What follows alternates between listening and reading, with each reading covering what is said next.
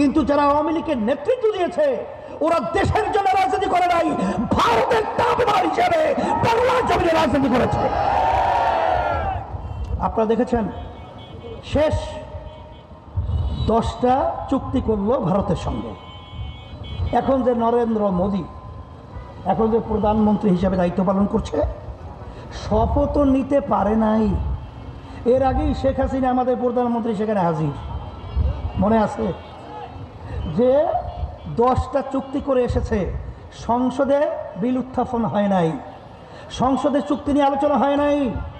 বিদেশের সাথে আন্তর্জাতিকভাবে কোনো দেশের চুক্তি করতে হলে সংবিধান হলো জনগণ জানতে হবে, পার্লামেন্টেরা পাস করতে হবে, কিন্তু গোপনভাবে 10টা চুক্তি করে আসলো। আমরা যখন এ আওয়াজ তুললাম কি চুক্তি করলেন জাতি জানতে চায়, তখন হাসান মাহমুদ কি বলেছিল? ওটা কোনো চুক্তি না, সমঝোতা স্বাক্ষর।